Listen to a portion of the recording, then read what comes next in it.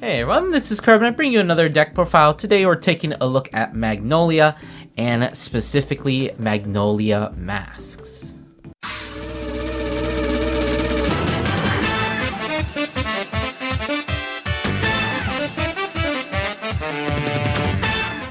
So, as always, starting off on how I feel about the deck. Personally, I do not rate Magnolia Masques very highly. I know that on a lot of tier lists, people like putting this in like B or A, but I think that this deck is just missing too much right now. It's very piece reliant, and it's just a you're not even fighting your opponent, you're fighting your deck. You're trying to set up and then maybe you can do things, but by the time you're finished setting up with the deck, your opponent is already doing a whole bunch of things. They're already pushing lots of damage, and you're honestly just, by the time you're ready to get going, they're already done with the game. So unfortunately, I don't think Mag is as good as everyone says. But anyways, we're going to go ahead and take a look at what my build's looking like and see some of my problems with it, I guess. Right, so as always, starting off with the ride line, Goalie's going to be starting with our generic D starter, and then we of course are opting to play the Zorga ride line. So of course, Zorga ride line, Rancor Chain, act once per turn, Soul Blast, draw 2 cards, pitch an order. If you don't, pitch 2 cards instead. On field, if you played an order this turn, it gets plus 2k. Rancor Chain, 1 place on van, choose an order from your drop, add it to your hand, and then on rear, if you played an order, get plus 5k. And of course, we just have base Magnolia, almost never using its skill because it's not really relevant anymore. It's just that when after the battle attacks, you CB1, give something 5k, attack from the back row, and then if you persona ride, you can choose 3 instead of just 1. So Zorga ride line kind of here to just like kind of put a band-aid on the deck, make things a little bit more consistent, give you a little bit of a better early game.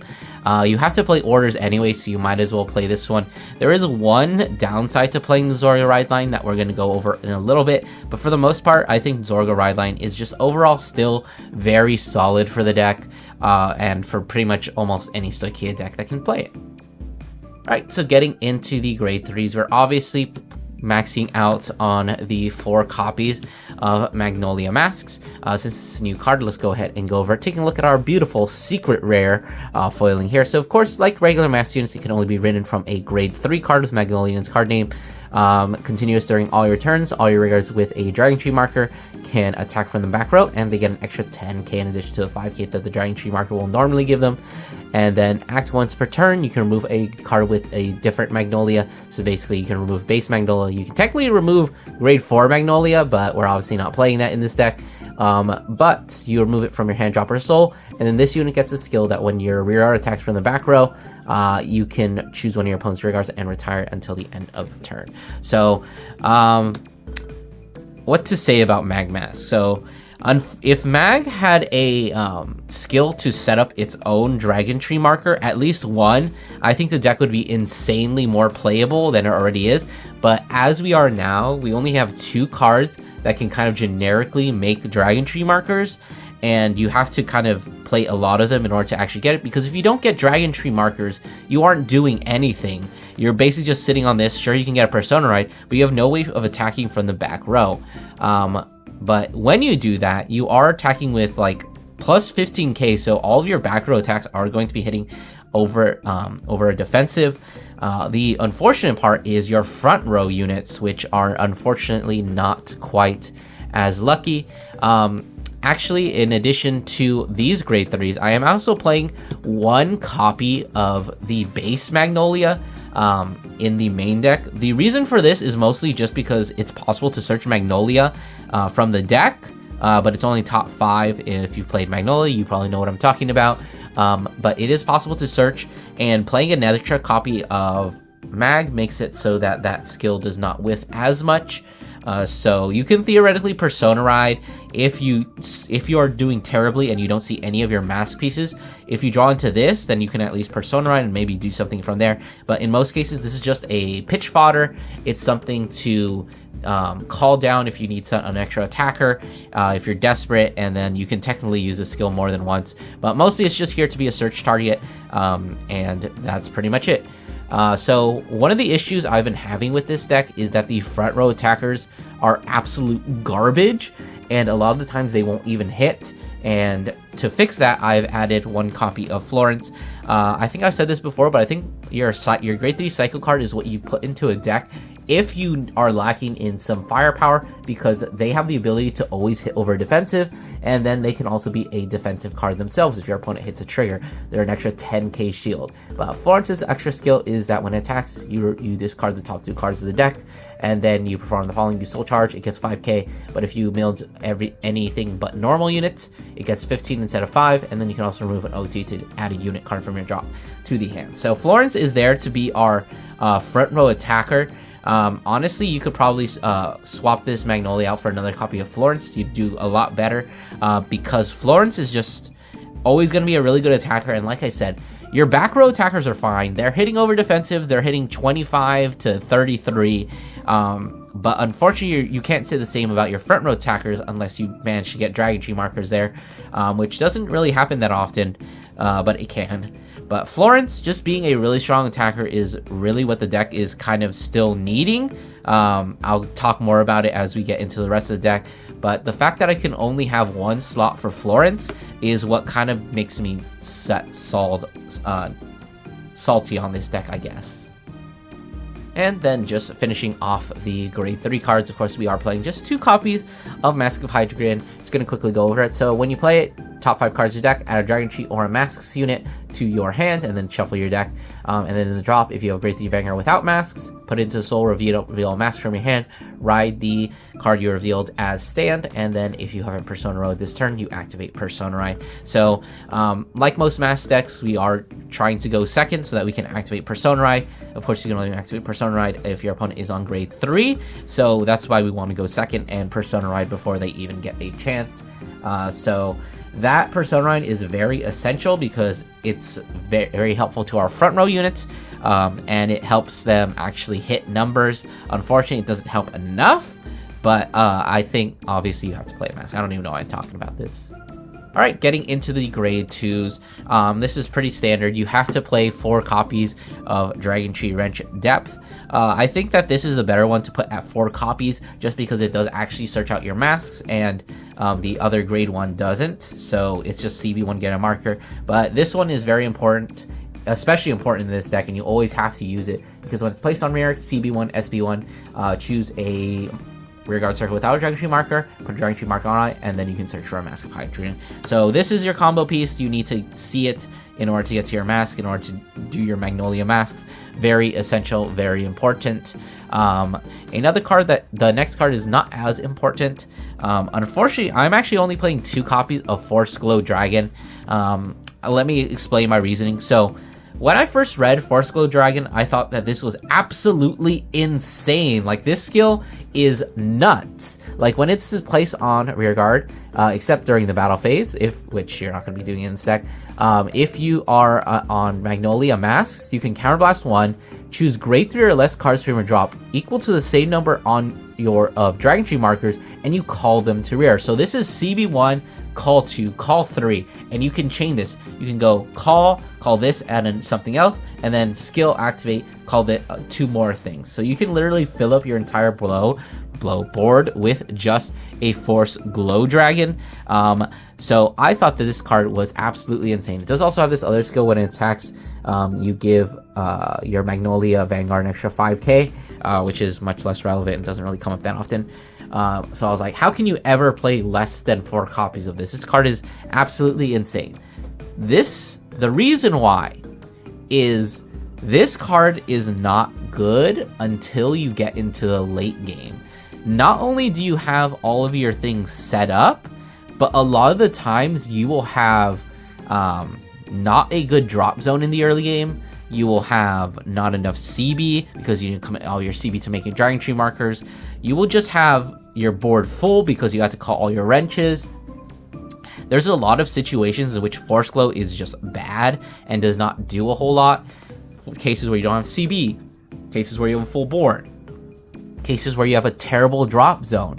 So even though this card is insane and it reads insane, it's just not very good. I don't want to see this in the early game. The only time I actually want to see this card is if my board just got wiped, or we're in the late game, because this card is so good, but it just lacks too much.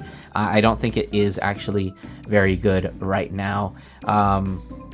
Yeah, unfortunately, you have to play too many cards that just don't do enough, so he's not as good.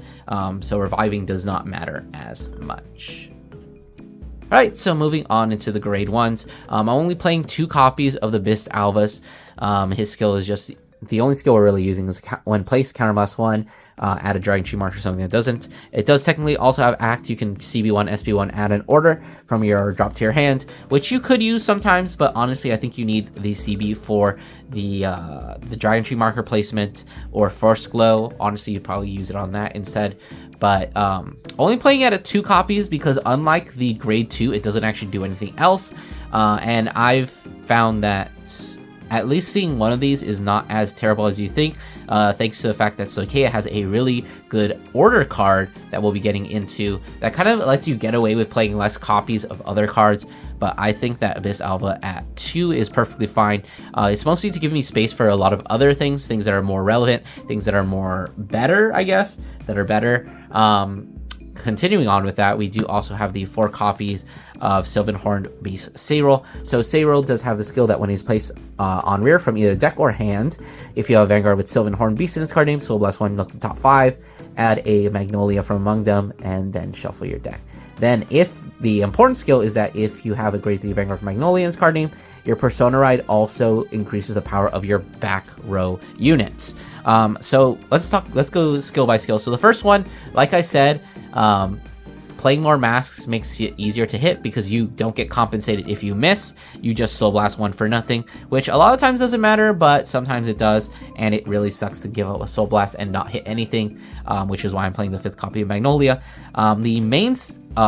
before we finish that, what I was talking about, how the Ranker Chain does mess with you, you can't use Sayril until you get to grade 3, which kind of sucks, but you know, it is what it is. That's the cost you pay for playing the better ride line. And then of course the second skill, very good, very important. It gives 10k to your entire back row, so whether you're using them as boosters or attackers, you're getting much bigger numbers, an extra 10k to everything, meaning that your things on Dragon Tree markers are getting an extra 25k. So even this on a Dragon Tree marker is hitting for 33, which is a pretty big number, but at the same time it is just a vanilla attack. And speaking of vanilla attack, that is the reason why we are opting to play as our last grade 1 2 copies of Sylvan Horned Beast Alvin. So this is an older card from set 4. Very simple skill. During the battle that he attacks from the back row, if your opponent would call cards from hand, they must call 2 or more at the same time. So Alvin is unfortunately the only back row attacker, special attacker that I was able to fit into the deck. He's the only one that really works that well with the strategy. And he is very cool because on a Dragon Tree marker, not under Persona Ride, he is, or I guess without Sayril, he's hitting for 23. So let's say you swing all your things first, they hit a defensive. Okay, let me swing with Alvin, 23, matching. Normally they would play just a 5k guard, but Alvin says, no, you can't just play a 5k guard, you have to guard with 2 cards. So you're getting a little bit more cards out of their hand, which is kind of what you need to do. Magnolia is a multi-attack deck, so you need to whittle down their hand as much as possible, get them to high damage so they have to keep guarding everything, or make them take damage by making so that they can't guard optimally. But Alvin, definitely a very good card in the deck. Unfortunately, the only good back row attacker that we can really realistically fit into the deck, which is kind of why I think Magnolia is really struggling, in my opinion, because this is a vanilla, aside from their skills that are very important, giving like an extra 10k to the back row and letting your deck actually function, they don't do anything. They're just sitting there as 8k vanillas.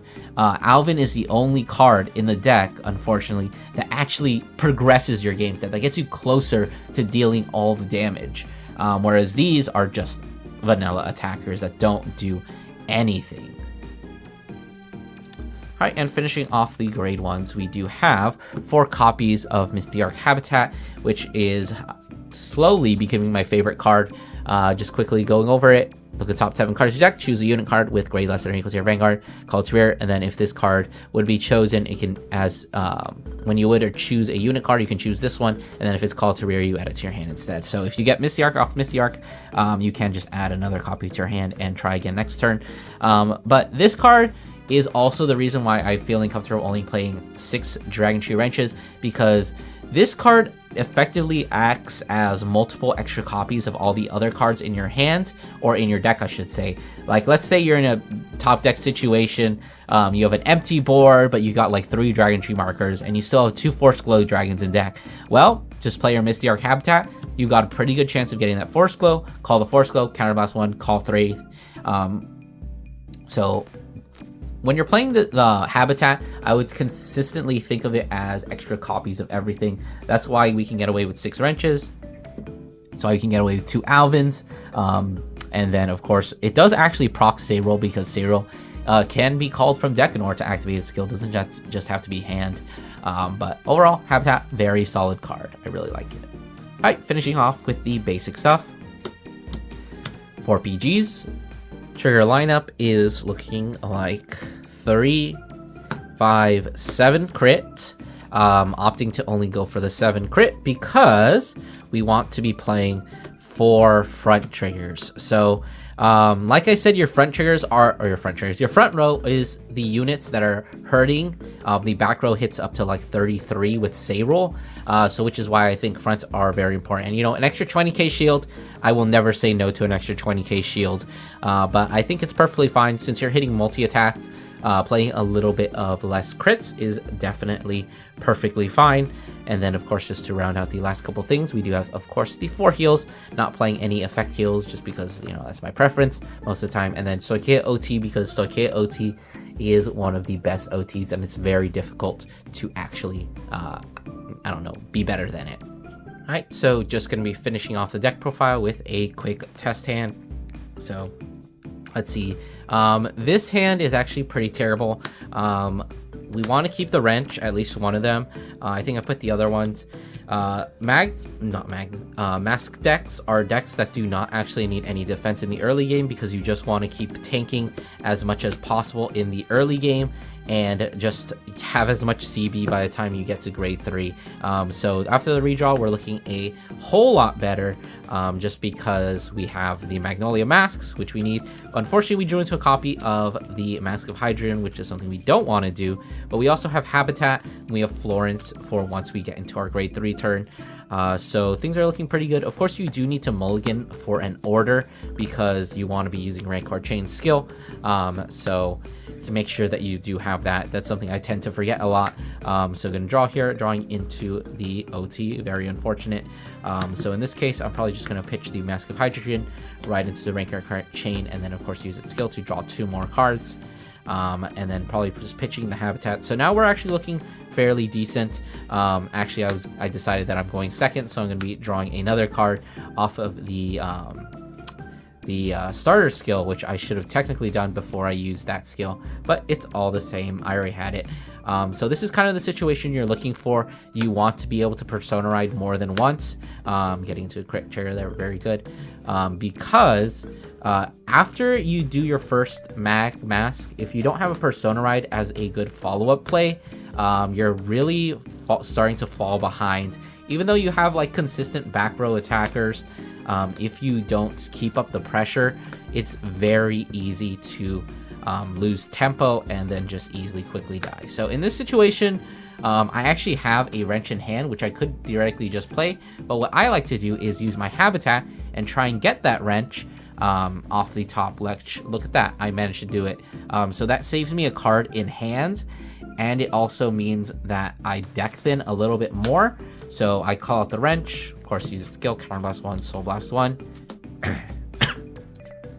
and then search out the Mask of Hydreigon, the 1 left copy, and then of course make the Dragon Tree marker. It doesn't really matter where you put it, I think that I always start off with behind the Vanguard, because the Vanguard always has the most pressure and it doesn't need the booster. Whereas if you put 2 things here, they can at least boost the front row, assuming you don't actually get enough Dragon Tree markers to actually do things. But in this case, we're looking fine as we swing drive check into another habitat. That's looking pretty good.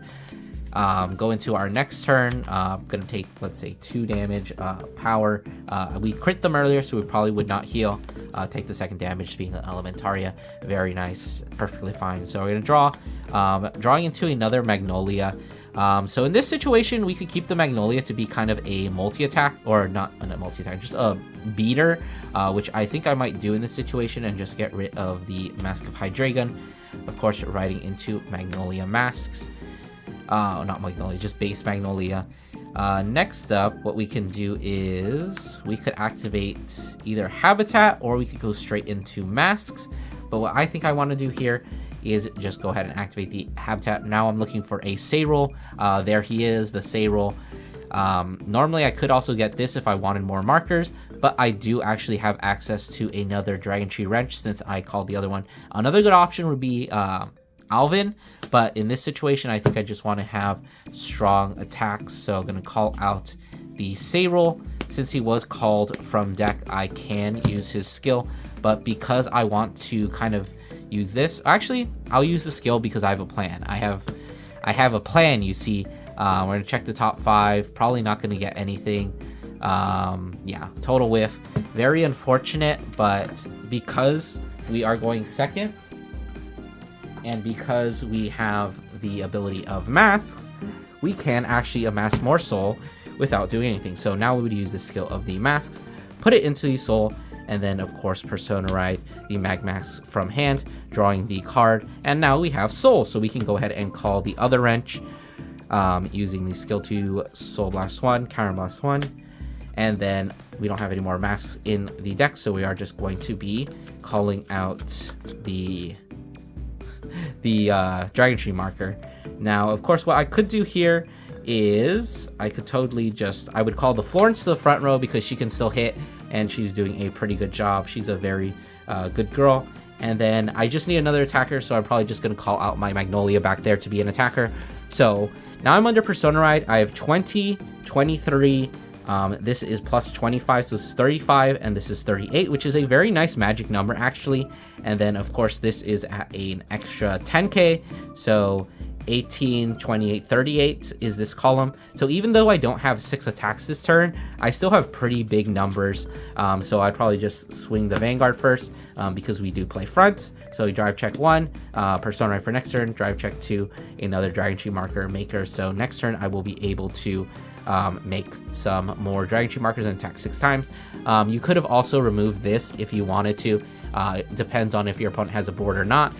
When this dies, you get another one technically.